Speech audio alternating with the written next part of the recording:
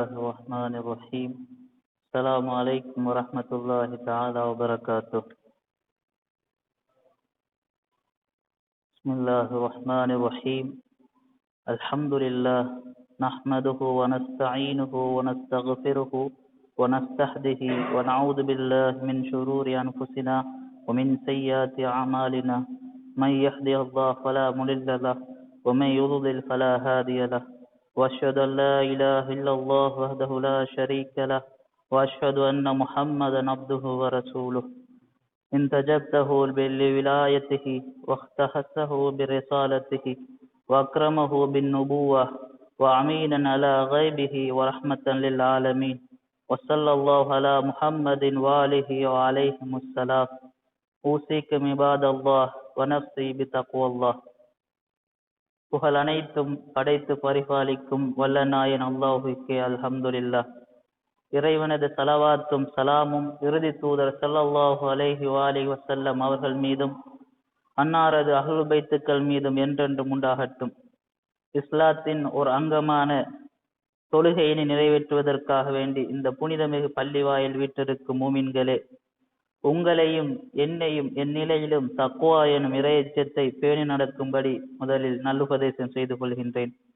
அமீர் மூமினின் அலி இப்னு அபி தாலிப் அலைஹிஸ்ஸலாம் அவர்கள் தக்வாவை பற்றி கூறிய ஒரு உபதேசத்தினை செய்து ரஸி அவர்கள் தன்னுடைய நஹ்ஜுல் பலாகாவில் இவ்வாறு பதிவு செய்கின்றார்கள்.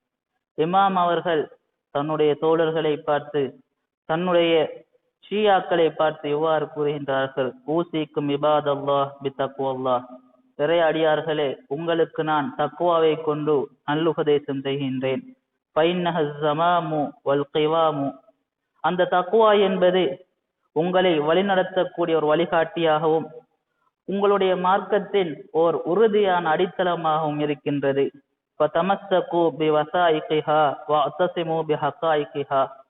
அதனுடைய அந்த உறுதியான நிலைகளில் நீங்கள் அதனை பற்றி பிடித்துக் கொள்ளுங்கள். அதனது உண்மையினை, அதனுடைய சத்தியத்தினை நீங்கள் இறுக பற்றி பிடித்துக் கொள்ளுங்கள். ஏனென்றால் மறுமையிலே அதுதான் உங்களுக்கு வழிகாட்டக்கூடியதாக இருக்கும். மனிதர்களுடைய பார்வைகள் எல்லாம் தாழ்த்தப்பட்டு இந்த உலகம் அழிந்து சூர் ஊறப்பட்ட நிலையில் அனைவரும் தங்களுடைய வெற்றி பாதை எது என்று தேடிக்கொண்டிருக்கின்ற நிலையில் அந்த தக்வாதான் உங்கள் அனைவருக்கும் பிரயோசனம் அளிக்கும். யாருடைய ஷஃபாத்தும் யாருடைய செயலும் யாருக்குமே யாரும் உதவாத அந்த தருணத்தில் அந்த தக்வாதான் உங்களுக்கு உதவும் என்று அமீர் முஃமினீன் அவர்கள் நஹ்ஜுல் பலாகாவிலே எமக்கு நல்லுபதேசம் செய்கின்றார்கள். எனவே இமாம் அவர்களுடைய அந்த வார்த்தையினை என் நிலையிலும் கடைபிடித்து வாழ்வதற்கு வல்ல நாயன் எம் அனைவருக்கும் அருள் புரிவானாக. இன்றைய என்னுடைய இந்த ஜும்மா உரையில் அஹ்லுல் பைத்துக்களின் பார்வையில் பிள்ளை வளர்ப்பின் அடிப்படைகளை பற்றி சிறிது பேசலாம் என்று நினைக்கின்றேன். அஹ்லுல் பைத்துக்களை பொறுத்த மட்டில் அவர்களுடைய பேச்சு, அவர்களுடைய நடத்தை அனைத்தும் இறைவழினால் வழிகாட்டப்பட்ட ஒரு செயலாக இருக்கின்றது. இறைவழினால் தேர்ந்தெடுக்கப்பட்ட அவர்களுடைய சொல் செயல் அனைத்தும் இறை வழிகாட்டியாகவே காணப்படுகின்றது. அவர்கள் எம்முடைய பிள்ளைகளை வளர்ப்பதற்கு மிகச் சிறந்த வழிமுறைகளை எமக்கு காட்டி தந்திருக்கின்றார்கள்.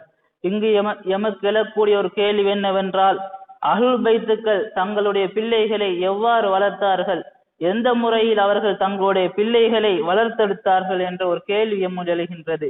இந்த கேள்விக்கான பதிலினை பார்க்கின்ற பொழுது அஹ்லுல் பைத்துக்களுடைய நடைமுறையில் இரண்டு விதமான பதில்களை நாம் பார்க்கலாம். ஒன்று, பிள்ளை பிறப்பதற்கு முன்னால் அஹ்லுல் பைத்துக்கள் எமக்கு சில வழிகாட்டலை காட்டி தந்திருக்கின்றார்கள்.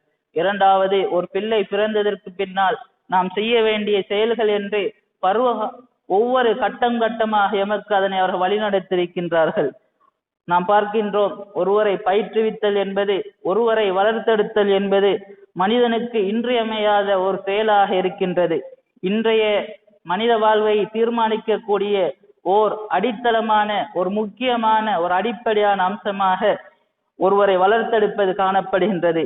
ஏனென்றால் முன்னேறி வரக்கூடிய இந்த நவீன யுகத்தில் ஓர் சிறுவரை, ஒரு பிள்ளையை நாம் சீரான வழியில் வழிநடத்துவது என்பது மிகவும் கஷ்டமான ஒரு விடயமாக இருக்கின்றது. இந்த உலகில் அனைவரினாலும் பிள்ளை வளர்ப்பு திட்டங்கள் வழங்கப்படுகின்றது. ஆனால் அந்த திட்டங்கள் எல்லாம் ஏதோ ஒரு வகையில் பிழையாகவும் தவறாகவும் இருப்பதை எம்மால் காணக்கூடியதாக இருக்கின்றது. ஏனென்றால் மதச்சார்பின்மையில் குறிக்கக்கூடிய இந்த அறிவுகள் எல்லாம் மனிதருக்கு ஓர் எதிர்காலத்தை பற்றிய ஒரு குறுகிய பார்வையை கொண்டு உணர்ச்சிக்கு உள்ளாகி அனைத்து விடயங்களையும் இந்த உலகத்திற்கு மாத்திரம் உரிய ஒரு விடயமாக காட்டியிருக்கின்றது. அதன் காரணமாக அவர்களினால் காட்டித்தரக்கூடிய வழிகாட்டல்கள் எல்லாம் மனிதரை ஓர் குறையான ஒரு திட்டத்தை அது எமக்கு வகுத்து தந்திருக்கின்றது. ஆனால் இறைவனினால் அருளப்பட்ட இறை தூதர் ஸல்லல்லாஹு அலைஹி வஸல்லம் அவர்களும் அவர்களினால் காட்டி தந்த அஹ்லு பைத்துக்களினாலும் எமக்கு தந்திருக்கக்கூடிய வழிகாட்டல்கள் எல்லாம் எமக்கு ஒரு பரிபூரணமான வழிகாட்டலை எமக்கு சொல்லி தந்திருக்கின்றது. அந்த வழிகாட்டல்கள் வஹியின் மூலம் எமக்கு அறிவிக்கப்பட்ட வழிகாட்டல்களாக இருக்கின்றது. வழிகாட்டல் என்பது தர்பியத் என்ற ஒரு சொல்லிலிருந்து பெறப்படுகின்றது. தர்பியத் என்றால் வளர்ப்பு, அபிவிருத்தி, மெருகூட்டல் என்ற பல அர்த்தங்களில் பயன்படுத்தப்படுகின்றது. சில சமயங்களில் குழந்தைகளுடைய உடல் ரீதியான வளர்ச்சிக்கும் தர்பியத் என்று சொல்லப்படுகின்றது. அந்த குழந்தைக்கு தேவையான ஊட்டச்சத்துக்களை வழங்கி உடல் ரீதியாக ஒரு குழந்தையை வளர்ப்பதையும் தர்பியா என்று சொல்லப்படுகின்றது. அதே போல் தர்பியத் என்பது சில சமயங்களில் தீய பண்புகளில் இருந்து எம்மை தூரமாக்கி எம்மை தூய்மைப்படுத்தக்கூடிய தஸ்கியா என்று சொல்லக்கூடிய தஹ்தீப் என்று சொல்லக்கூடிய அர்த்தத்திலும் பயன்படுத்தப்பட்டிருப்பதை காணக்கூடியதாக இருக்கின்றது. இஸ்லாமிய மரபில் தஸ்கியா அல்லது தர்பியத் என்று சொல்லுகின்ற பொழுது தீய பண்புகளில் இருந்து பெற்றோர்கள் தங்களுடைய பிள்ளைகளை தூரப்படுத்தி அவர்களை நல்ல முறையில் வளர்த்தெடுப்பதற்கு பயன்படுத்தப்படுகின்றது. தர்பியத்துல் இஸ்லாம் அல்லது தர்பியத்து தீன் என்று சொல்லுகின்ற பொழுது மார்க்கம் எமக்கு காட்டி தந்திருக்கக்கூடிய வரையறைகளை கருத்தில் கொண்டு இறைவன் மனித சமுதாயத்திற்கு ஒவ்வொரு சாராருக்கும் எது சிறந்தது என்று கணித்து தந்திருக்கின்றானோ அதன்படி அந்த சட்டங்களை பின்பற்றி வாழ்வதை தர்பியத்துல் இஸ்லாம் அல்லது தர்பியத்து தீன் என்று சொல்லப்படுகின்றது. இஸ்லாத்தில் தர்பியா என்று சொல்லக்கூடிய பயிற்றுவிப்பதற்கு மிகவும் முக்கியத்துவம் அளிக்கப்பட்டிருப்பதை காணக்கூடியதாக இருக்கின்றது. ஏனென்றால் மனிதன் இந்த உலகத்தில் படைக்கப்பட்டதன் நோக்கம் பரிபூரணத்தை அடைவதாக இருக்கின்றது. அந்த பரிபூரணத்தை அடைவதற்கு ஒரு முக்கிய காரணமாக அதற்குரிய வழிகாட்டிகளாக இறைவன் நபிமார்களை இந்த உலகத்திற்கு அனுப்பியிருக்கின்றான். அந்த நபிமார்கள் அனுப்பப்பட்டது முக்கிய நோக்கமாக இறைவன் அல் குர்ஆன் கூறக்கூடிய விடயம் என்னவென்றால் ஹுவல்லஸீ பஅஸ ஃபில் உம்மீன ரசூலம் மின்ஹும் யத்லு அலைஹிம் ஆயாத்திஹி வ யுஸக்கீஹிம் வ யுஅல்லிமுஹுல் கிதாப வல் ஹிக்மா.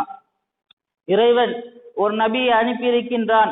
அந்த நபி வந்ததன் நோக்கம் என்னவென்றால் இறைவனுடைய வேதத்தினை, இறைவனுடைய வசனங்களை அவர்களுக்கு ஓதி காண்பித்து அவர்களுடைய உள்ளங்களை, அவர்களுடைய ஆத்மாவினை, அவர்களுடைய ஆன்மாவினை பரிசுத்தப்படுத்துவதாகும்.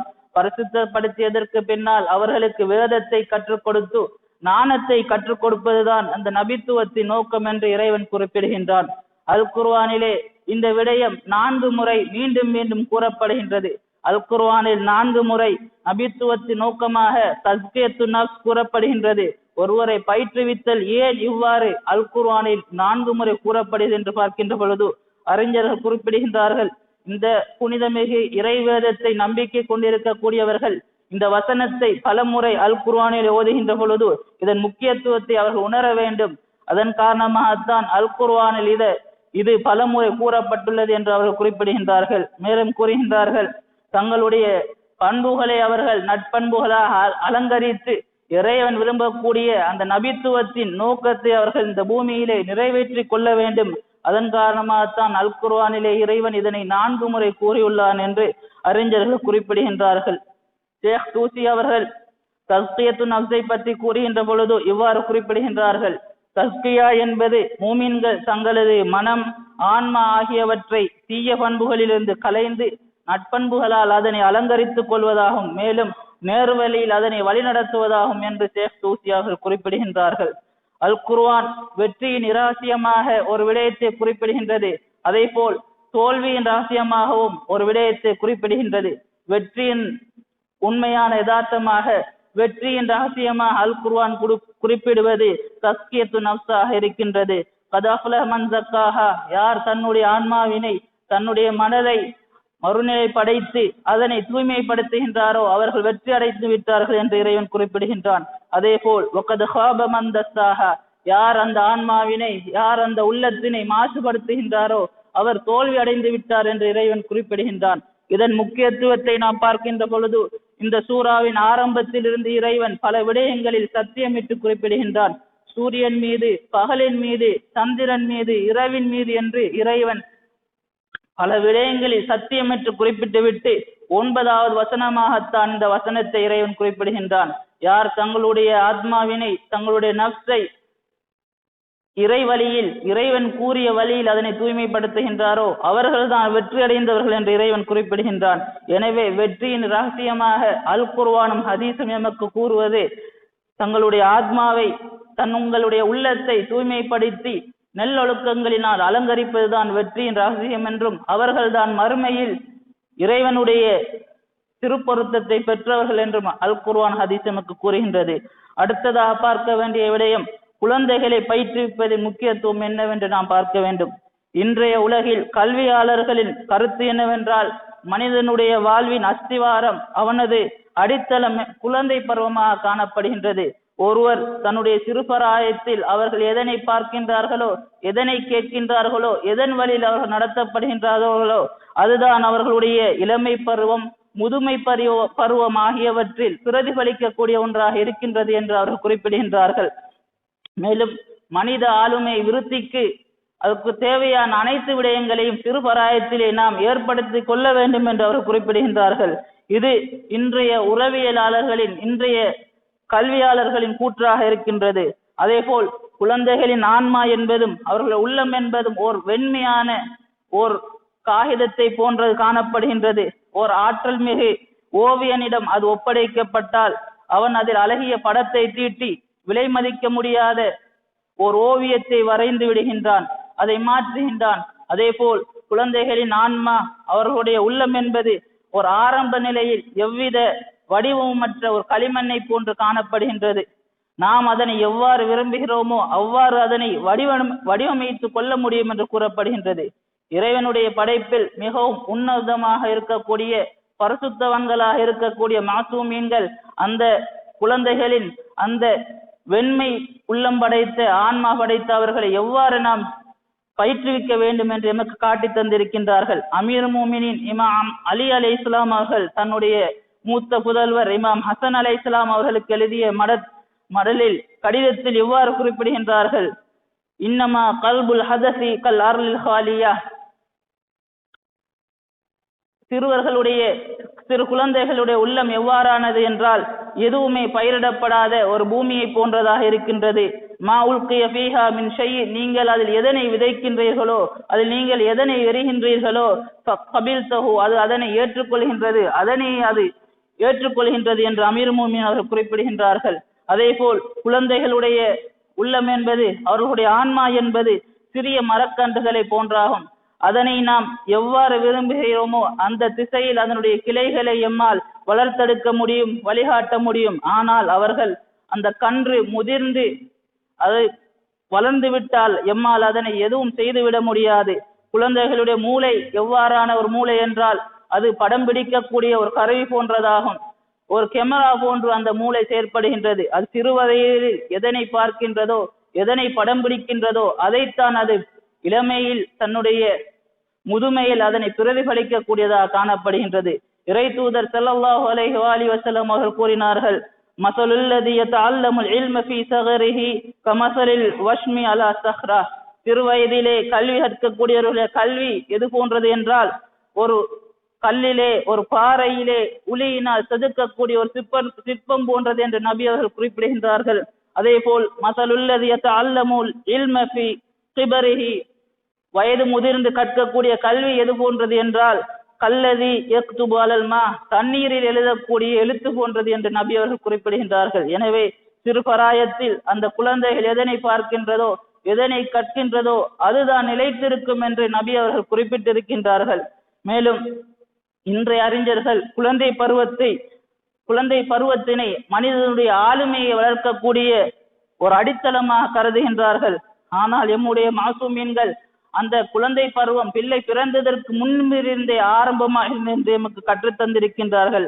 மாசூமீன்கள் குழந்தை வளர்ப்பினை 2 வகையாக பிரித்து எமக்கு சொல்லித் தருகின்றார்கள். அதில் முதலாவது பிள்ளை பிறப்பதற்கு முன்னான காலப்பகுதி. அந்த காலத்தில் ஒரு பிள்ளை பிறப்பதற்கு முன்னால் நாம் என்ன செய்தால் ஒரு சாலிஹான நல்ல பிள்ளை கிடைக்கும் என்று மாசூமியங்கள் எமக்கு கற்றுத்தந்திருக்கின்றார்கள். இரண்டாவது, பிள்ளை பிறந்ததற்கு பின்னால் நாம் என்ன செய்ய வேண்டும் என்று பல விடயங்கள் எமக்கு அவர்கள் கற்றுத்தந்திருக்கின்றார்கள். பிள்ளை பிறப்பதற்கு முன்னாரான காலப்பகுதியில் நாம் என்ன செய்ய வேண்டும் என்று பார்க்கின்ற பொழுது அதற்கு முதலாவதாக எமக்கு மாசூமியங்கள் கற்றுத்தருகின்ற விடயம் நல்ல துணையினை தேர்வு செய்ய வேண்டும் என்று அவர்கள் நமக்கு சொல்லித் தருகின்றார்கள்.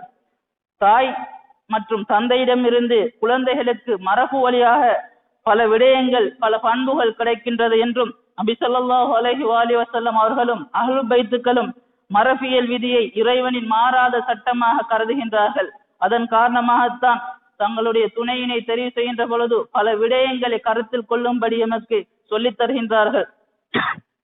நாம் பார்க்கின்றோம், இறை தூதர் ஸல்லல்லாஹு அலைஹி வஸல்லம் அவருடைய மகள் அன்னை ஃபாத்திமா ஸலாமுல்லாஹி அலைஹா அவர்களை பலர் பெண் கேட்டு வருகின்றார்கள். அவர்களிடம் இறை தூதர் ஸல்லல்லாஹு அலைஹி வஸல்லம் இவ்வாறு கூறுகின்றார்கள், நான் இறைவனின் தீர்ப்பையே எதிர்பார்த்திருக்கிறேன் என்று கூறி அவர்களை எல்லாம் மறுத்து விடுகின்றார்கள்.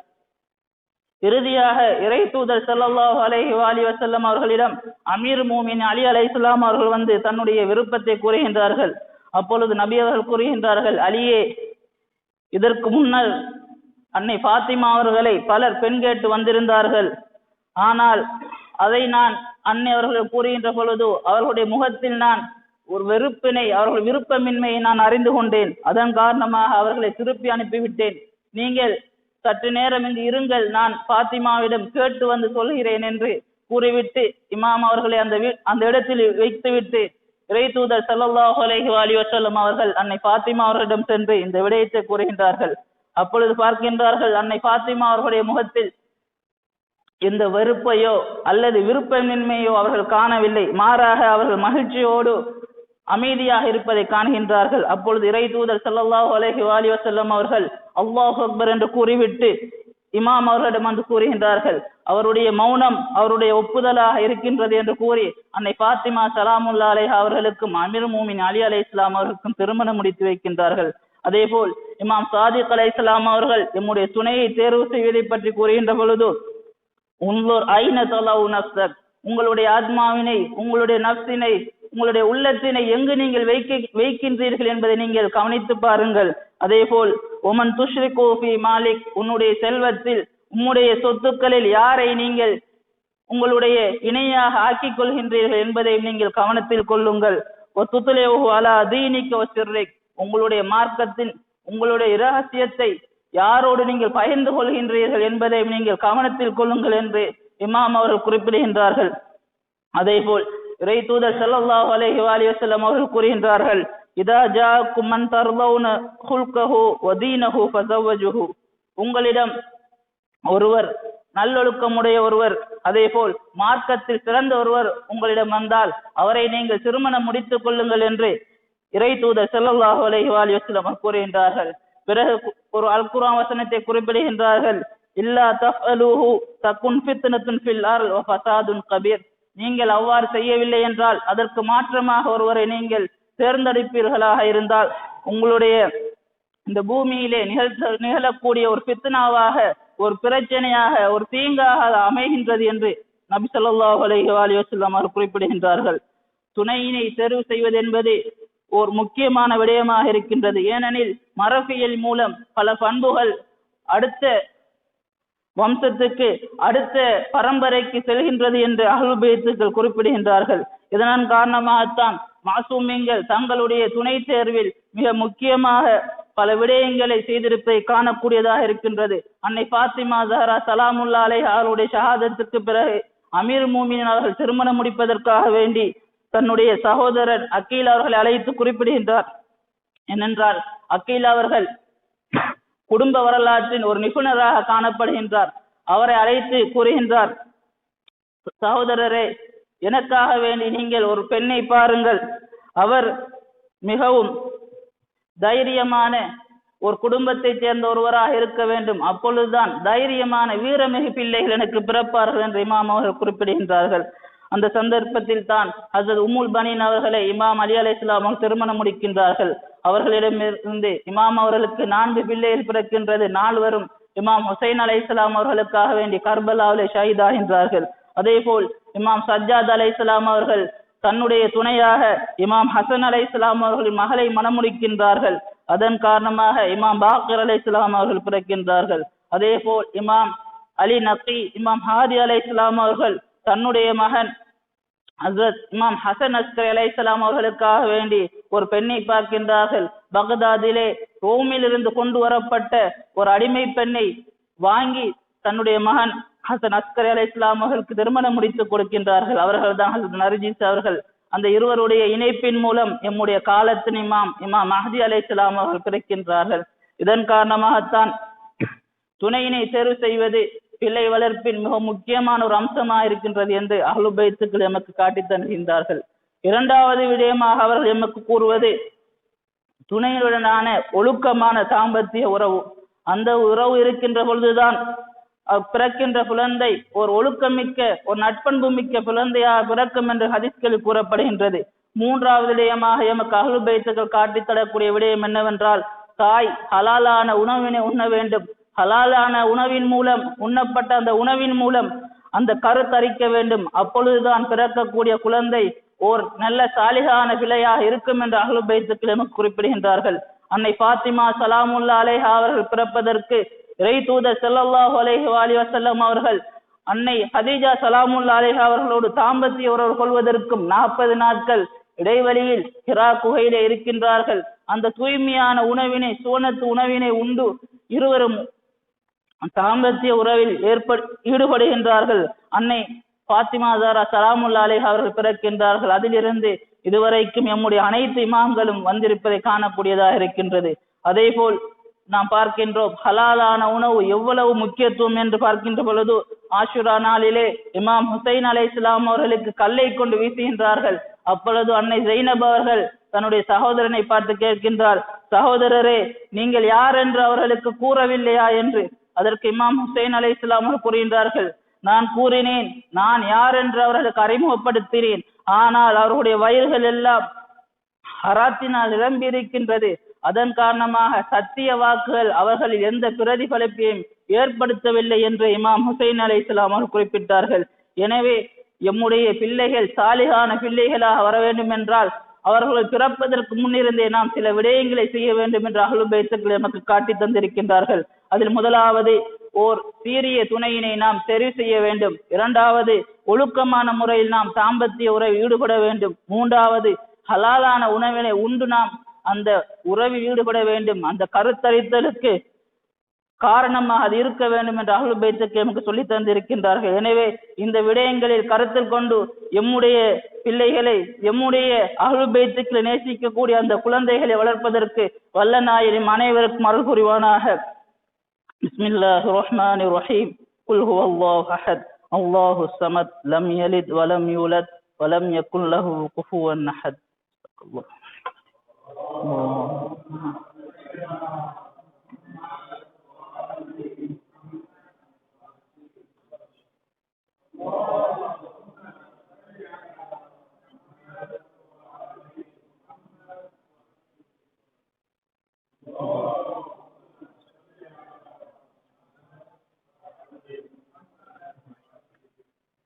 பிஸ்மில்லாஹிர் ரஹ்மானிர் ரஹீம். அல்ஹம்துலில்லாஹ் நஹ்மதுஹு வ நஸ்தஈனுஹு வ நஸ்தக்ஃபிருஹு வ நஸ்தஹ்திஹி வ நு'மினு பிஹி வ நதவக்கலு அலைஹி வ நஊது பில்லாஹி மின் ஷுரூரி அன்ஃபுஸினா வ மின் ஸய்யிஆத்தி அஅமாலினா மை யஹ்தியல்லாஹு ஃபலா முதில்ல லஹு வ மை யுضلل ஃபலா ஹாதிய லஹு வ அஷ்ஹது அன் லா இலாஹா இல்லல்லாஹு வஹ்தஹு லா ஷரீக லஹு வ அஷ்ஹது அன்ன முஹம்மதன் அப்துஹு வ ரசூலுஹு أرسله بالهدى ودين الحق ليظهر على الدين كله ولو كره المشركون وجعله رحمة للعالمين بشيرا ونذيرا وداعيا إلى الله بإذنه وسراجا منيرا من يطيع الله ورسوله فقد رشد ومن يعصمها فقد غوى أوصيكم عباد الله ونفسي بتقوى الله. اللهم صل على محمد عبدك ورسولك سيد المرسلين وإمام المتقين ورسول رب العالمين. اللهم صل على أمير المؤمنين ووصي رسول رب العالمين. اللهم صل على صديقة طاهرة فاطمة الزهراء سيدة نساء العالمين. اللهم صل على الحسن والحسين سيد شباب أهل الجنة اللهم صل على علي بن حسين ومحمد بن علي وجعفر بن محمد وموسى بن جعفر وعلي بن موسى ومحمد بن علي وعلي بن محمد والحسن بن علي والخلف القائم المهدي. اللهم صل على محمد وآل محمد وعجل فرجك حججك على عبادك وأمنائك في بلادك وصل على أئمة المسلمين وحماة المستضعفين وهداة المؤمنين. மீண்டும் ஒரு முறை மூமின்களான உங்களையும் என்னையும் தக்வா எனும் இறையச்சத்தினை என் நிலையிலும் கடைபிடித்து நடக்கும்படி நல்லுபதேசம் செய்கின்றேன். அஹ்லுல் பைத்துக்களின் பார்வையில் பிள்ளை வளர்ப்பு என்பது 2 கட்டங்களை கொண்டதாக காணப்படுகின்றது. அதில் முதலாவது பிள்ளை பிறப்பதற்கு முன்னால் பெற்றோர்கள் செய்ய வேண்டிய விடயங்கள், இரண்டாவது பிள்ளை பிறந்ததற்கு பின்னால் பெற்றோர்கள் செய்ய வேண்டிய சில செயல்கள் இருக்கின்றது. ஒரு குழந்தை பிறந்து விட்டால் அந்த குழந்தையின் பெற்றோர்கள், அதே போல் அந்த குழந்தையை சூழ உள்ள உறவினர்கள் சில விடயங்களை செய்ய வேண்டும் என்று அஹ்லுல் பைத்துக்கள் எமக்கு வழிகாட்டுகின்றார்கள். அதில் முதலாவது நாம் அந்த குழந்தை எவ்வாறு பார்க்க வேண்டும் என்று எமக்கு அஹ்லுல் பைத்துக்கள் வழிகாட்டுகின்றார்கள். அமீர் மூமினின் அலி அலைஹிஸ்ஸலாம் அவர்களுடைய பார்வையில் ஒரு தந்தை ஒரு மகனுக்கும் தந்தைக்கும் அந்த பிள்ளைக்கும் அந்த தந்தைக்கும் இருக்கக்கூடிய உறவு எவ்வாறான உறவு என்றால், அவர்கள் இருவருடைய இருப்பும் ஓர் இருப்பாக காணப்படுகின்றது. அவர்களுக்கிடையே எந்தவித பிரிவும் இல்லை. மகனுடைய வாழ்க்கை தந்தையுடைய வாழ்க்கையாகவும் அந்த மகனுடைய மரணம் தந்தையுடைய மரணமாகவும் இருக்கின்றது என்று அமீர் மூமினின் அலி அலைஹிஸ்ஸலாம் அவர்கள் கூறுகின்றார்கள். இமாம் அவர்கள் தன்னுடைய மகன் இமாம் ஹசன் அலைஹிஸ்ஸலாம் அவர்களுக்கு எழுதுகின்ற அந்த கடிதத்தில் எவ்வாறு குறிப்பிடுகின்றார்கள், ஹத்தா கஅன்ன ஷையன் லவ் அஸாபக அஸாபனி, மகனே உமக்கு ஏதாவது தீங்கு நிகழ்ந்து விட்டால் அது எனக்கு ஏற்படக்கூடிய தீங்காக இருக்கின்றது.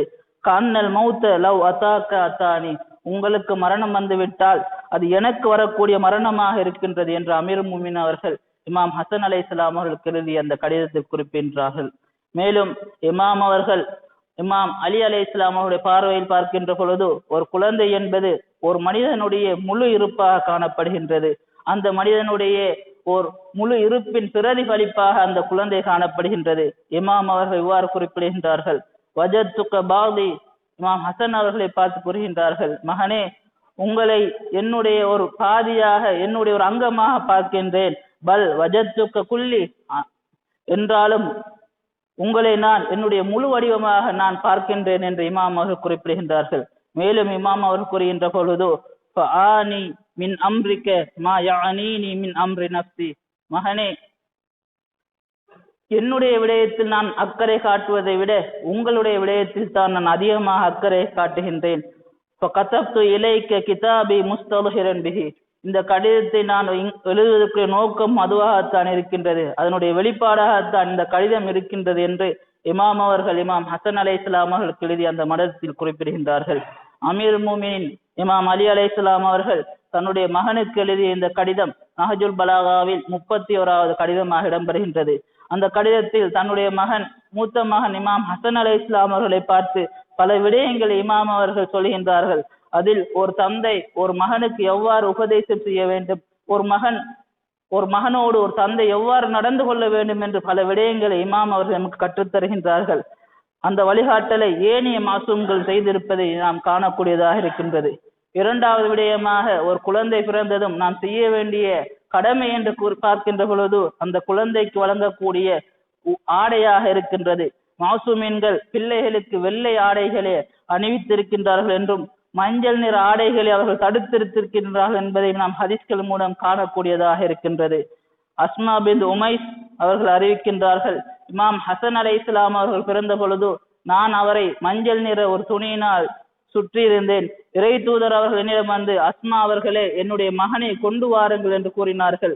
நான் மஞ்சள் நிற துணியினால் அவரை மூடி இறை தூதர் ஸல்லல்லாஹு அலைஹி வஸல்லம் அவர்களிடம் கொண்டு சென்றேன்.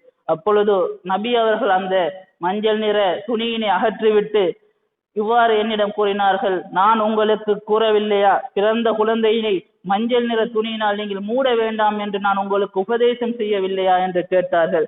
பிறகு நபி அவர்கள் ஒரு வெள்ளை துணியினால் இமாம் ஹசன் அலைஹிஸ்ஸலாம் அவர்கள் மூடினார்கள். அதே போல் இமாம் ரிதா அலைஹிஸ்ஸலாம் அவர்கள் பிறந்த பொழுது அன்னை நஜ்மா காத்தூன் அவர்கள் இமாம் ரிலா அலைஹிஸ்ஸலாம் அவர்களை வெள்ளை துணியினால் மூடி இமாம் மூசா காலிம் அலைஹிஸ்ஸலாம் அவர்களிடம் வழங்கியதாக வரலாறு கூறப்படுகின்றது. ஆனால் இது ஏன் செய்தார்கள் என்று ஹதீஸ்கள் கூறப்படவில்லை. ஆனால் இன்றைய அறிவியலாளர்கள், இன்றைய உளவியலாளர்கள் நிறங்கள் என்பது பிள்ளைகளில் தாக்கம் செலுத்தக்கூடிய ஒரு விடயம் என்று அவர்கள் குறிப்பிடுகின்றார்கள். அதன் காரணமாகத்தான் மௌசுமியங்கள் பிறந்த குழந்தை எந்த துணியினால் சுத்தப்பட வேண்டும் என்று கூட எமக்கு வழிகாட்டி இருக்கின்றார்கள். மூன்றாவது விடயமாக அவர்கள் எமக்கு சொல்லித் தருவது காதில் அதான் இகாமத் கூற வேண்டும் என்று எமக்கு அவர்கள் சொல்லித் தருகின்றார்கள். செவிப்புலன் என்பது இறைவனினால் எமக்கு தரப்பட்டிருக்கக்கூடிய மிகவும் அருள்மிறைந்த ஒரு விடயமாக இருக்கின்றது. ஏனென்றால் அந்த செவிப்புலன் மூலம்தான் நாம் அதிகமான அறிவு ஞானங்களை பெறக்கூடியவர்களாக இருக்கின்றோம். அதான் இகாமத் என்பது இறைவனது இருப்பினை ஏற்றுக்கொண்டு இறைவனுடைய தௌஹீதை நாம் மொழியக்கூடிய ஒரு விடயமாக இருக்கின்றது. அதே போல் நுபுவத், இமாமத் ஆகிய அனைத்து விடயங்களையும் கூறிவிட்டு ஈருலகத்தின் வெற்றியாக இருக்கக்கூடிய தொழுகையின்பால் அனைவரையும் அழைக்கக்கூடிய ஒரு விடயமாக அதான் இகாமத் இருக்கின்றது. அதன் காரணமாகத்தான் அதனை செய்யும்படி எமக்கு அஹ்லுல் பைத்துக்கு கற்றுத்தந்திருக்கின்றார்கள். அன்னை ஃபாத்திமா ஸலாமுல்லாஹி அலைஹா பிறந்த பொழுது இறை தூதர் ஸல்லல்லாஹு அலைஹி வஸல்லம் அவர்கள் அன்னை ஃபாத்திமா அவர்களுடைய வலக்காதில் அதானும் இடக்காதில் இக்காமத்தும் செய்ததாக அமீர் முஃமினீன் அலி அலைஹிஸ்ஸலாம் அவர்கள் கூறுகின்றார்கள். அதே போல் இமாம் ஹசன், இமாம் ஹுசைன் அவர்கள் பிறந்த பொழுதும் நபி அவர்கள் இவ்வாறு செய்தார்கள் என்று ஹதீஸ்களில் கூறப்பட்டிருக்கின்றது. அதே போல் இறை தூதர் ஸல்லல்லாஹு அலைஹி வஸல்லம் அவர்கள் கூறுகின்றார்கள், மன் உலிதலஹு மௌலூதுன், யார் ஒருவருக்கு ஒரு பிள்ளை பிறக்கின்றதோ ஃபல் யுவஸின் ஃபி உதுனிஹில் யும்னா பி அஸானிஸ் ஸலாஹ், அவருடைய வலக்காதில் அவர் தொழுகைக்கு அதான் கூறுவது போன்று கூறிக்கொள்ளட்டும் அந்த குழந்தைக்கு. வல் யுகிம் ஃபில் யுஸ்ரா, அவருடைய இடக்காதில் அவர் இகாமத் எழுதி கொள்ளட்டும் என்று நபி அவர்கள் குறிப்பிட்டார்கள். மேலும் இதற்குரிய காரணம் என்று கேட்பதற்கு நபி அவர்கள் இவ்வாறு குறிப்பிட்டார்கள், ஃபைன்னா ஐஸ்மத்தும் ஷைத்தானிர் ரஜீம், எடுத்தறியப்பட்ட ஷைத்தானிலிருந்து பாதுகாக்கக்கூடியதாக அந்த இகாமத்தும் அதானும் இருப்பதாக இறை தூதர் அவர்கள் கூறியிருக்கின்றார்கள். நான்காவது விடயமாக ஒரு பிறந்த குழந்தைக்கு நாம் செய்ய வேண்டிய கடமை என்னவென்று பார்க்கின்ற பொழுது அஹ்லுல் பைத்துக்கு நமக்கு சொல்லித் தருகின்றார்கள், பிறந்த குழந்தைக்கு அதனுடைய தொண்டைக்குள் ஓர் மென்மையான பேரிச்சம்பளத்தினை அல்லது புராத் நீரினை அல்லது இமாம் ஹுசைன் அலைஹிஸ்ஸலாம் அவர்கள் அந்த துர்பத்தை செலுத்தும்படி எமக்கு அஹ்லுல் பைத்துக்கு கட்டளையிடுகின்றார்கள். இமாம் அலி அலைஹிஸ்ஸலாம் அவர்கள் கூறுகின்றார்கள், ஹன்னிகு அவுலாதக்கும் பிஸ்ஸமர், பேரித்தம் பலத்தை கொண்டு உங்களுடைய குழந்தைகளுடைய தொந்தைக்குள் அதனை வழங்குங்கள். ஹாக்கதா ஃபால நபி ஸல்லல்லாஹு அலைஹி வஸல்லம் பில் ஹஸனி வல் ஹுசைன் அலைஹிஸ்ஸலாம், இவ்வாறுதான் நபி அவர்கள் இமாம் ஹசனுக்கும் இமாம் ஹுசைனுக்கும் செய்தார்கள் என்று அமீர் முஃமினீன் அவர்கள் குறிப்பிடுகின்றார்கள். மேலும் இமாம் சாதிக் அலைஹிஸ்ஸலாம் அவர்கள் கூறுகின்றார்கள், ஹன்னிகு அவுலாதக்கும் பி துர்பத்தில் ஹுசைன் அலைஹிஸ்ஸலாம் ஃபைன்னஹா அமானுன், இமாம் ஹுசைன் அலைஹிஸ்ஸலாம் அவர்களுடைய அந்த துர்பத்தை குழந்தைகளுக்கு வழங்குங்கள், அதாவது பிறந்த குழந்தைக்கு வழங்குங்கள் என்று இமாம் சாதிக் அலைஹிஸ்ஸலாம் கூறிவிட்டு அது அவருக்கு பாதுகாப்பு கேடயமாக இருக்கின்றது என்று குறிப்பிடுகின்றார்கள். மேலும் இமாம் பாக்கிர் அலைஹிஸ்ஸலாம் அவர்கள் குறிப்பிடுகின்றார்கள், ஹன்னிகு அவுலாதக்கும் பிமாஇல் ஃபுராத், ஃபுராத் நீரை அந்த குழந்தைக்கு வழங்குங்கள். துர்பத்து கபில் ஹுசைன் அலைஹிஸ்ஸலாம், மேலும் துர்பத் ஹுசைன் அலைஹிஸ்ஸலாம் அதனை வழங்குங்கள்.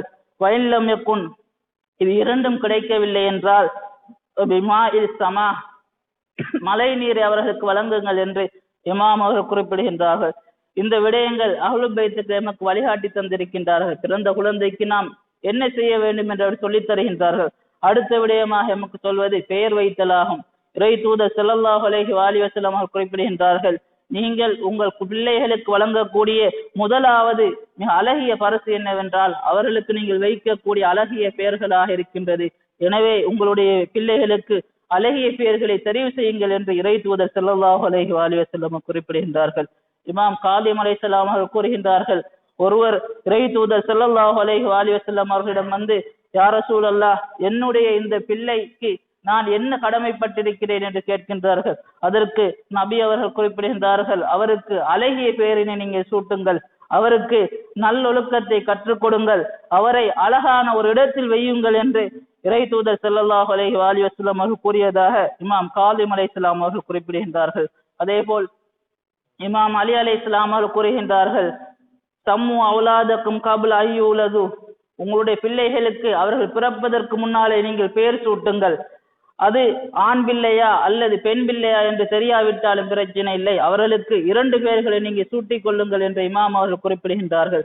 மேலும் ஏனென்றால் இவ்வாறு நீங்கள் பெயர் சூட்டுவதற்கு காரணம் என்னவென்றால், அந்த குழந்தை பிறப்பதற்கு முன்னால் பிறந்து விட்டால் மறுமையிலே அந்த குழந்தை எழுப்புகின்ற பொழுது அதனுடைய பெயரை சொல்லி அழைப்பார்கள்.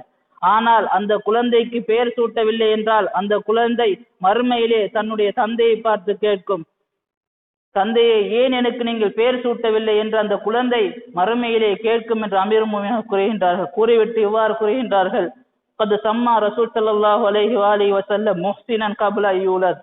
முஹ்சின் பிறப்பதற்கு முன்னாலே அதற்கு முஹ்சின் என்று ரசூல் ஸல்லல்லாஹு அலைஹி வஸல்லம் பெயர் சூட்டி விட்டதாக அமீர் முஃமினீன் குறிப்பிடுகின்றார்கள்.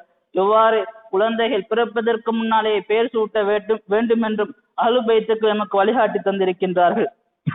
அதே போல் ஒருவருக்கு 4 குழந்தைகள் இருந்தால், அதில் ஆண் குழந்தைகள் 4 குழந்தைகள் இருந்தால் அதில் ஒரு குழந்தைக்கு முகமது என்று பெயர் சூட்டுங்கள் என்று ரசூல் ஸல்லல்லாஹு அலைஹி வஸல்லம் குறிப்பிட்டிருக்கின்றார்கள். அவ்வாறு பெயர் சூட்டவில்லை என்றால் அவர் எனக்கு துரோகம் செய்கின்றார் என்று ரசூல் ஸல்லல்லாஹு அலைஹி வஸல்லம் கூறியிருக்கின்றார்கள். அதே போல் இமாம் ஜஃபர் சாதிக் அலைஹிஸ்ஸலாம் அவர்கள் கூறுகின்றார்கள், எங்களுடைய அஹ்லுல் பைத்துக்களுக்கு ஒரு ஆண் குழந்தை பிறந்து விட்டால் அதற்கு நாங்கள் ஆரம்பத்தில் முகமது என்றுதான் பெயர் சூட்டுவோம், 7வது நாள் வருகின்ற பொழுது அந்த பெயரை மாற்றுவதாக இருந்தால் நாங்கள் மாற்றிக்கொள்வோம் என்று இமாம் ஜஃபர் சாதிக் அலைஹிஸ்ஸலாம் அவர்கள் குறிப்பிடுகின்றார்கள். அதே போல் இமாம் அவர்கள் அதிகமாக பெண்களுக்கு ஃபாத்திமா என்றும் தங்களுடைய ஆண் குழந்தைகளுக்கு அலி முஹம்மது என்ற பெயர்களை சூட்டியதாக வரலாறு கூறப்படுகின்றது. ஒருவர் இமாம் ஜஃபர் சாதிக் அலைஹிஸ்ஸலாம் அவர்கள் தோழர்களின் ஒருவர் மிகவும் சோகமாக இமாம் அவர்கள் வருகின்றார்கள். இமாம் அவர்கள் அந்த சோகத்தை பார்த்து விட்டு அவரிடம் கேட்கின்றார்கள், நீங்கள் ஏன் சோகமாக இருக்கின்றீர்கள் என்று. அதற்கு அவர் குறிப்பிடுகின்றார், எனக்கு ஒரு பெண் குழந்தை பிறந்துள்ளது என்று. அதற்கு இமாம் அவர்கள் குறிப்பிடுகின்றார்கள், நீங்கள் இதற்கு சோகப்பட தேவையில்லை, இது இறைவனுடைய அருட்கொடை, அதை நினைத்து நீங்கள் சந்தோஷப்பட வேண்டும். பிறகு இமாம் அவர்கள் கேட்கின்றார்கள், அந்த குழந்தைக்கு நீங்கள் என்ன பெயர் சூட்டி இருக்கின்றீர்கள் என்று. அதற்கு அவர் குறிப்பிடுகின்றார், அந்த குழந்தைக்கு நான் ஃபாத்திமா என்று பெயர் சூட்டியிருக்கிறேன் என்று. அதை கேட்டு மகிழ்ந்த இமாம் அவர்கள் குறிப்பிடுகின்றார்கள், அந்த குழந்தைக்கு நீங்கள் ஃபாத்திமா என்று பெயர் சூட்டியிருக்கின்றீர்கள், எனவே என்னுடைய தாயுடைய பெயரை நீங்கள் சூட்டி இருக்கின்றீர்கள், எனவே அந்த குழந்தையை நீங்கள் கண்ணியமாக நடத்துங்கள், அவருக்கு நீங்கள் அடிக்காதீர்கள் என்று பல உபதேசங்களை செய்திருப்பதை ஹதீஸ்களில் காணக்கூடியதாக இருக்கின்றது. எனவே அஹ்லுல் பைத்துக்கள் நம்முடைய குழந்தைகளுக்கு அழகிய பெயர் சூட்டுவது அவர்களுக்கு நாம் வழங்கக்கூடிய முதலாவது பரிசாக இருக்கின்றது அவர்கள் நமக்கு சொல்லித் தருகின்றார்கள். அடுத்த விடயமாக எமக்கு அவர் சொல்லித் தருவது பிறந்த குழந்தைகளுடைய தலைமுடியினை மலிக்க வேண்டும் என்று எமக்கு சொல்லித் தருகின்றார்கள். இமாம் சாதிக் அலைஹிஸ்ஸலாம் அவர்களிடம் கேட்கப்படுகின்றது, ஏன் பிறந்த குழந்தையுடைய முடியினை மலிக்க வேண்டும் என்று கேட்டதற்கு இமாம் அவர் குறிப்பிடுகின்றார்கள், தத்ஹீரு மின் ஷஅரிர் ரஹீம், தாயுடைய கருவறையிலே இருந்து பிறக்கின்ற அந்த குழந்தையுடைய தலையில் அசுத்தங்கள் இருக்கும், அதனை சுத்தப்படுத்துவதற்காகத்தான் அந்த முடியினை மலிக்கின்றோம் என்று இமாம் அவர்கள் குறிப்பிடுகின்றார்கள். மேலும் இமாம் காலிம் அலைஹிஸ்ஸலாம் அவர்களிடம் கேட்கப்படுகின்றது, ஒரு குழந்தை பிறந்து 7 நாளை தாண்டிவிட்டால் அந்த குழந்தைக்கு முடியினை மலிக்க வேண்டுமா என்று கேட்க இமாம் அவர்கள் குறிப்பிடுகின்றார்கள், 7 நாளை தாண்டிவிட்டால் ஃபலைஸ அலைஹி ஹல்குன், அந்த குழந்தைக்கு முடியினை மலிக்க தேவையில்லை என்று இமாம் காலிம் அலைஹிஸ்ஸலாம் அவர்கள் குறிப்பிடுகின்றார்கள். 7வது விடயமாக அஹ்லுல் பைத்துக்கு நமக்கு சொல்லித்தரக்கூடிய விடயம் என்னவென்றால், ஒரு குழந்தை பிறந்து விட்டால் அந்த குழந்தைக்காக வேண்டிய அக்கீகா கொடுக்க வேண்டும். ரசூல் ஸல்லல்லாஹு அலைஹி வஸல்லம் குறிப்பிடுகின்றார்கள், குல்லு குலாமின் ரஹீனத்துன் பி அகீகத்திஹி யுذبح عنه يوم السابعة, யாருக்கு பிள்ளை பிறக்கின்றதோ அந்த பிள்ளைக்காக வேண்டி அதனுடைய 7ஆம் நாளில் அக்கீகா கொடுக்க வேண்டும் என்று ரசூல் ஸல்லல்லாஹு அலைஹி வஸல்லம் குறிப்பிடுகின்றார்கள். அதே போல் இமாம் சாதிக் அலைஹிஸ்ஸலாம் அவர்கள் குறிப்பிடுகின்றார்கள், ஒவ்வொரு பிள்ளைக்கும் பல விடயங்கள் கடமையாகின்றது. அந்த தந்தைக்கு அந்த பெற்றோருக்கு கடமையாகக்கூடிய விடயம் என்னவென்றால், அதில் முதலாவது அந்த குழந்தைக்காக வேண்டி அக்கீகா கொடுக்க வேண்டும். 2வது ஹுலிக்க ரஅஸுஹு, அதனுடைய முடியினை சிரைக்க வேண்டும். அடுத்தது துஸத்திக் பிவஸ்னி ஷஅரிஹி வரிகா, அந்த குழந்தையுடைய மலித்த அந்த முடியின் நிறைக்கேற்ப சதக்கா கொடுக்க வேண்டும் என்று இமாம் அவர்கள் குறிப்பிடுகின்றார்கள். இவ்வாறு பல விடயங்களை குறிவிட்டு அந்த குழந்தைக்காக வேண்டி அனைவரும் பிரார்த்திக்க வேண்டும், அந்த குழந்தைக்கு 7ஆம் தினத்தில் பெயர் வைக்க வேண்டும் என்று இமாம் அவர்கள் நமக்கு வழிகாட்டி தருகின்றார்கள். அடுத்ததாக இமாம் அவர்கள் கூறக்கூடிய விடயங்கள் என்னவென்றால், எமக்கு பிள்ளைகள் பிறந்து விட்டால் அந்த பிள்ளைகளுக்கு ஹத்னா செய்ய வேண்டும் என்று குறிப்பிடுகின்றார்கள். இமாம் சாதிக் அலைஹிஸ்ஸலாம் கூறுகின்றார்கள், யஹ்தினு அவுலாதக்கும் லிஸபத்தி அய்யாம், குழந்தை பிறந்து 7ஆம் நாளில் அந்த குழந்தைக்கு ஹத்னா செய்யுங்கள் என்று இமாம் அவர்கள் குறிப்பிடுகின்றார்கள். மேலும் மற்றொரு ஹதீஸில் இமாம் அவர்கள் குறிப்பிடுகின்றார்கள், ஹித்னானுல் குலாமி மினஸ் சுன்னah, ஆண் குழந்தைகளுக்கு ஹத்னா செய்வது சுன்னத்தாக இருக்கின்றது. வஹஃப்லுல் ஜவாரி லைஸ மினல் சுன்னah, பெண் குழந்தைகளுக்கு செய்யப்படுவது சுன்னத் இல்லை என்று, அது நபி வழி இல்லை என்றும் இமாம் சாதிக் அலைஹிஸ்ஸலாம் அவர்கள் குறிப்பிடுகின்றார்கள். எனவே ஒரு குழந்தை பிறந்து 7 நாள் வரைக்கும் நாம் என்ன செய்ய வேண்டும் என்று எமக்கு அஹ்லுல் பைத்துக்கள் இந்த விடயங்களை சொல்லித் தருகின்றார்கள். எவ்வாறு படிப்படியாக ஒவ்வொரு காலகட்டத்திற்கும் பெற்றோர்கள் தங்களுடைய பிள்ளைகளுக்கு என்ன விடயங்களை செய்ய வேண்டும் என்று அஹ்லுல் பைத்துக்கள் எமக்கு வழிகாட்டி தந்திருக்கின்றார்கள். இன்ஷா அல்லாஹ் இந்த வழிகாட்டல்களை நாம் பேணி எம்முடைய பிள்ளைகளை எல்லாம் அஹ்லுல் பைத்துக்கள் நேசிக்கக்கூடிய, அஹ்லுல் பைத்துக்களை பின்பற்றக்கூடிய உண்மையான ஷியாக்களாக, உண்மையான நேசர்களாக மாறுவதற்கு வல்ல நாயம் அனைவருக்கும் அருள் புரிவானாக. அல்லாஹும்ம இஃப்தஹ் லஹு ஃபத்ஹன் யஸீரா வன்சுருஹு நஸ்ரன் அஸீஸா. اللهم ألهر بدينك وسنة نبيك حتى لا يستخفي بشيء من الحق محافة أحد من الخلق. اللهم إنا نرغب إليك في دولة كريمة تعز بها الإسلام وأحلاه وتذل بها النفاق وأحلاه وتجعلنا فيها من الدعاة إلى طاعتك والقادة في سبيلك وترزقنا فيها كرامة الدنيا والآخرة. اللهم ما حملتنا من الحق فعرفنا وما قصرنا عنه فعلمنا. بسم الله الرحمن الرحيم. إنا أعطيناك الكوثر فصل ربك وانهر إن شانئك هو الأبتر. صدق الله العلي العليم. السلام عليكم ورحمة الله تعالى وبركاته.